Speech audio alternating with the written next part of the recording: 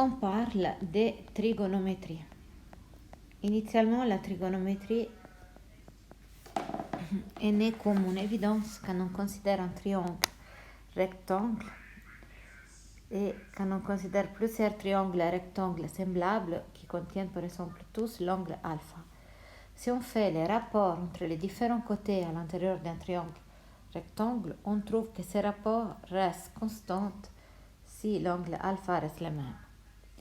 On a donc appelé ces rapports par rapport aux différents côtés du triangle et par rapport à l'angle alpha. Si on regarde le triangle rectangle, si on prend l'angle alpha, on remarque tout de suite qu'il y a un cathète adjacent alpha et un cathète opposé alpha, c'est celui-là qui ne les touche pas.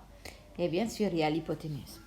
Donc, on a appelé les sinus de alpha les rapports entre les cathètes opposés et l'hypoténuse. On a appelé les cosinus de alpha les rapports entre les cathètes adjacentes et l'hypoténuse. On a appelé les tangents d'alpha l'opposé divisé par l'adjacente. Quand on a étudié ça, on a trouvé aussi des identités. Pour l'instant, on a vu deux. La première nous dit que les sinus au carré de alpha plus les cosinus au carré de alpha donnent 1. On a pu montrer que ça revient en face bas sur le théorème de Pythagore. Et on peut trouver que la tangente de alpha c'est égal au rapport entre le cosinus d'alpha et les sinus d'alpha. Donc, initialement, la trigonométrie, c'est dans les triangles rectangles. C'est là que tout commence. Mais en fait, bientôt, on l'applique aussi dans les cas de ce qu'on appelle un cercle unitaire. Si vous considérez l'angle alpha comme la section des plans entre deux segments et dans la direction antihoraire alpha, en fait, c'est comme si on décrit un arc de cercle. Si on imagine un cercle de rayon égal à 1, quelle que soit l'unité de mesure, où l'axe X est le côté initial de votre angle et l'axe, en fait, après l'axe Y est perpendiculaire. Si vous imaginez un cercle de rayon 1, quel que soit le point P considéré, il aura des coordonnées par rapport à ce système X et Y, X, Y. Si on regarde bien, X, c'est quoi? X correspond au cosinus de l'angle alpha et Y, c'est le sinus de alpha. Dans ce contexte, on peut tracer la droite tangent au cercle est perpendiculaire à l'axe X positive. Et si on prolonge le côté au centre des axes P, on trouve la tangente de l'angle alpha. Dans ce cas-là, on parle de cercle unitaire. C'est une autre application donc de la trigonométrie.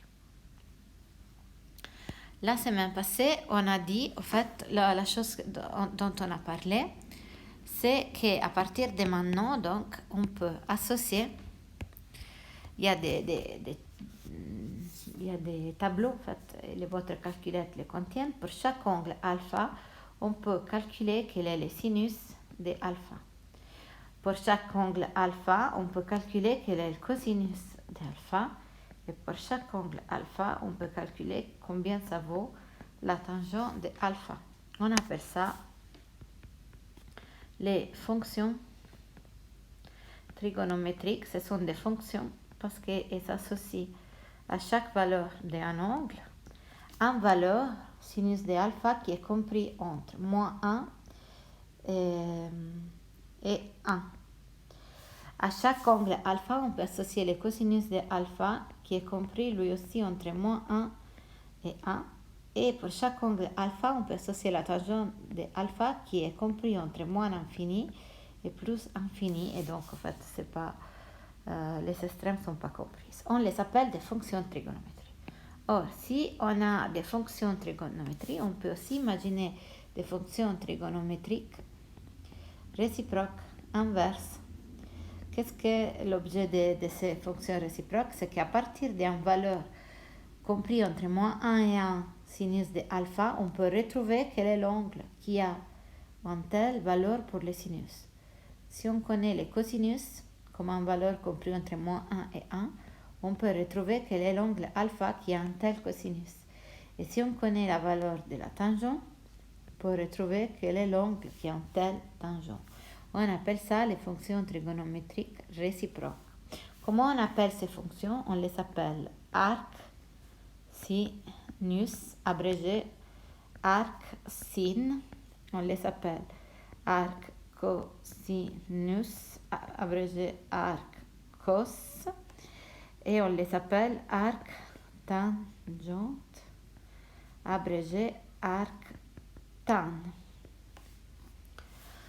Donc à partir de maintenant, on a deux sets de fonctions. Les fonctions trigonométriques, pour chaque angle, on associe une valeur de sinus, cosinus et tangent. Et après, les fonctions trigonométriques réciproques, pour chaque valeur, associe un angle. C'est l'angle qui a une telle valeur de sinus, cosinus et tangent.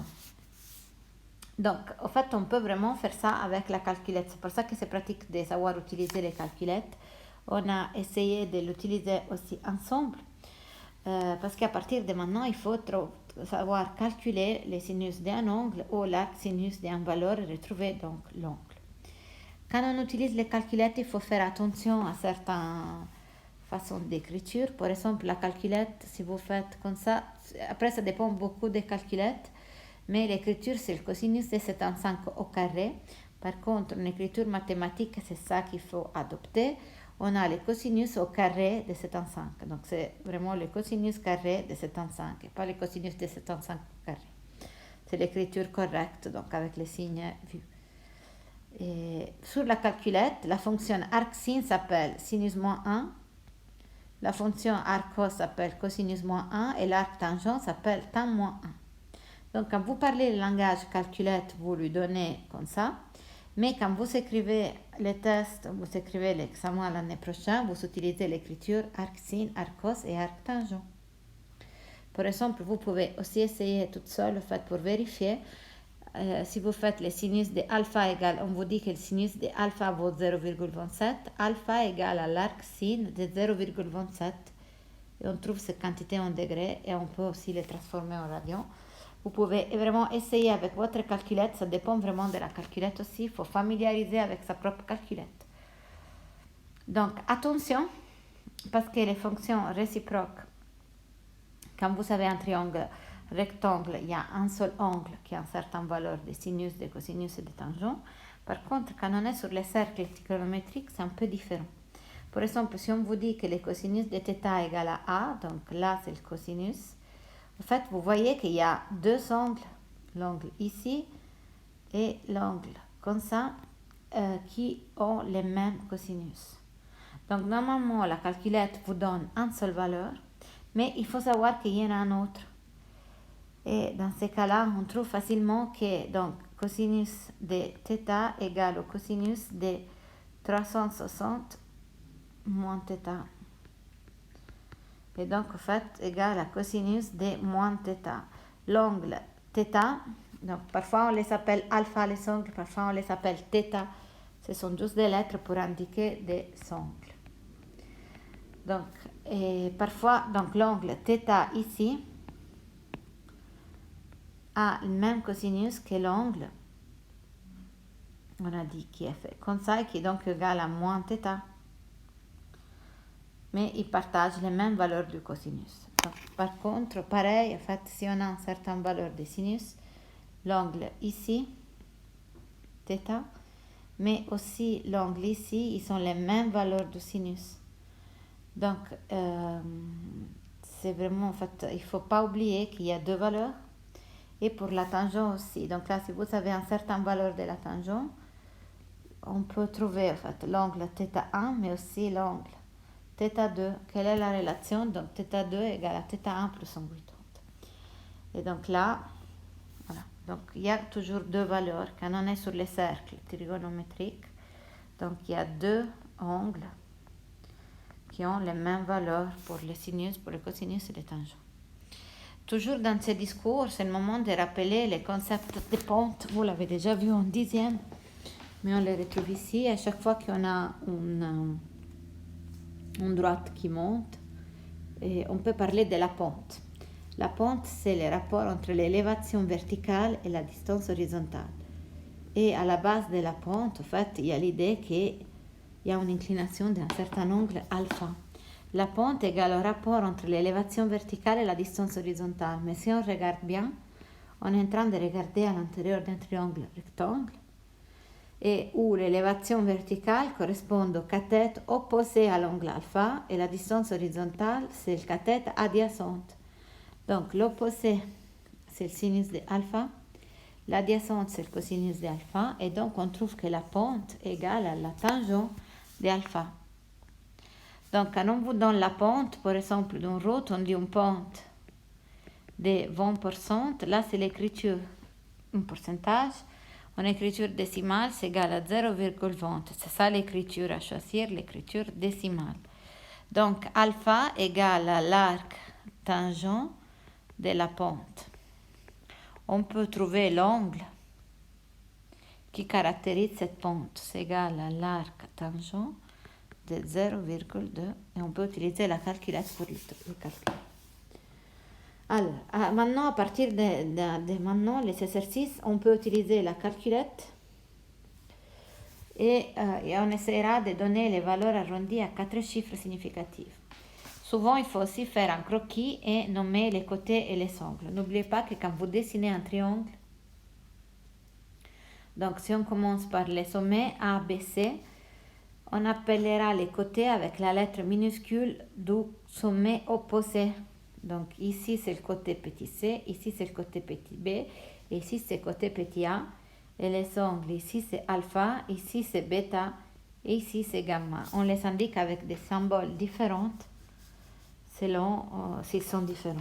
Par contre, c'est important de respecter cette convention parce que si on vous donne une donnée, il n'y a vraiment pas d'ambiguïté.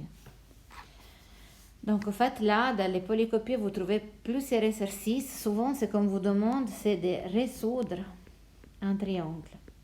Résoudre un triangle, ça veut dire, en fait, connaître la longueur des trois côtés et la valeur des trois angles, alpha, bêta et gamma. Donc, si on vous demande de résoudre un triangle, à partir de certaines informations, par exemple, 3 données, on doit trouver tous les autres. Ça veut dire résoudre un triangle. Vous trouvez plusieurs exercices, en fait, ici à faire.